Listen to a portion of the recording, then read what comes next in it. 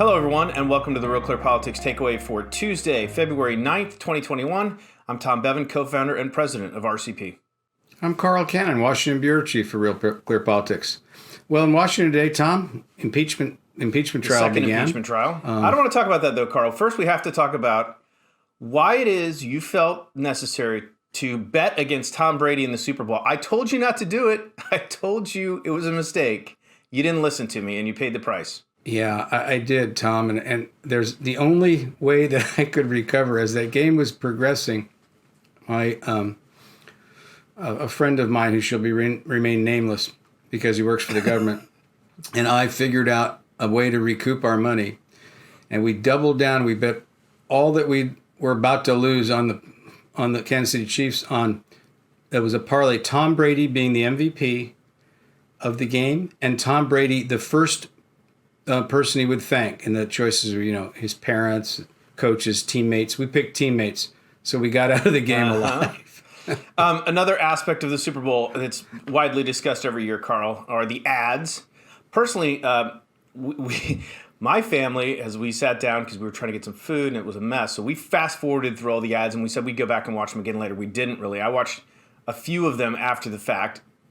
Dude, the ads were better than the game this year. That's probably true. But one of them in particular, this Jeep ad starring Bruce Springsteen, came in for some heavy criticism. We read a piece yesterday on the site by Molly Hemingway saying, the three worst things about it, basically attacking the ad for Bruce being inauthentic. He's the wrong spokesperson for the message, a couple other things. You responded with a 1,700-piece rebuttal today to... No, it's not that long. That was the unedited version. It's about 1,400 words. Anyway, responding to Molly and other critics, tell me your argument here. Why did that ad resonate with you?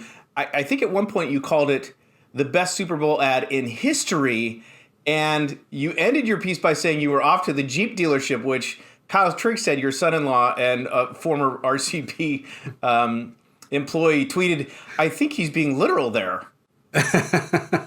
Tom, I thought the ad was beautiful, and I thought it was perfect, and I thought Bruce Springsteen was the perfect messenger for it. People say he's inauthentic as a cowboy, and friends of mine are tweeting, "Hey, cowboy, did you get lost on the Jersey Turnpike?" They don't really know much about Bruce Springsteen's life and career, and I do. I read his book, I've watched his movie, I've been to several of his concerts, I have all his albums. He lived in California at least 3 different times in his life. He's written about the Midwest and the Heartland on albums going back to 1982. And his latest album, Western Stars, is about the lure of the West, and not only that, the fusion of California rock music and country music. And it was so good they made it in a documentary. I mean, he's speaking authentically. When I first saw the ad, I thought it was an ad for Western Stars, not for Jeep, because it was very much in Bruce's voice. Okay, so it was authentic. So him being a cowboy is authentic. But what about the idea that he's the right messenger to preach unity? This is a guy who's been a Democrat for a long time and become more actively so in recent years, with bashed Trump, voted for Kerry, held concerts for Hillary Clinton. So he's clearly an outspoken Democrat. Is he the right messenger to say it's time to unite the country? Well, I think so, and I'll tell you a couple of reasons why. The first is that although he's been a partisan Democrat and he's talked bad about Donald Trump, he didn't speak well of Reagan or Bush. I mean, he's a partisan Democrat, but he doesn't demonize Republican voters. He doesn't really demonize anyone. You can take aim at politicians without attacking what they believe or who votes for them, and he's always been careful about that. He's an inclusive person. His art is inclusive. To me, the overwhelming message of his songs is empathy, and he gets outside of his own skin. He writes about illegal immigrants from Sinaloa, and angry, disillusioned steelworkers from Youngstown, Ohio, in the same album.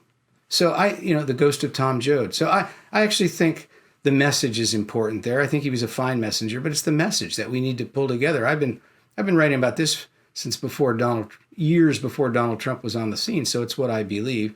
And, Myra Adams, who's a contributor for us, texted me this morning and said, geez, it's funny.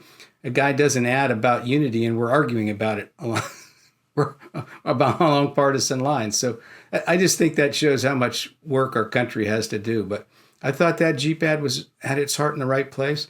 And so did some of the other ads. That Toyota ad with the disabled swimmer was just, I mean, I texted my son and son-in-law with that ad and said, "You're crying, I'm not crying." Well, and I know you really like the something. Guinness ad because you like beer and you like Joe Montana, so that was a win-win for you. Yeah, that was no problem there. Also, Montana, you know what? It was an optimistic ad. These ads in public service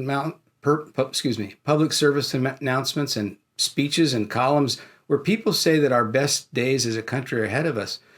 That used to be kind of a certainty among Americans. Now it's questionable, but I still want to believe it. And I think that people who say that are helping.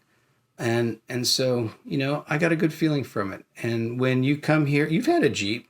I bought Grace a Jeep, my youngest daughter. When you come here and ride in my Jeep pickup truck, you can thank Bruce. I will be sure to do that. We'll put Bruce on while we're driving around in your new Jeep truck. How's that? Oh, yeah, let's do that. Play the river or Western Stars. Born to run, baby. All right, we'll leave it there. I'm Tom Bevan, co-founder and president of Real Clear Politics. And I'm Carl Cannon, Washington Bureau Chief for RCP, and this has been the Real Clear Politics Takeaway for Tuesday, February 9th, 2021.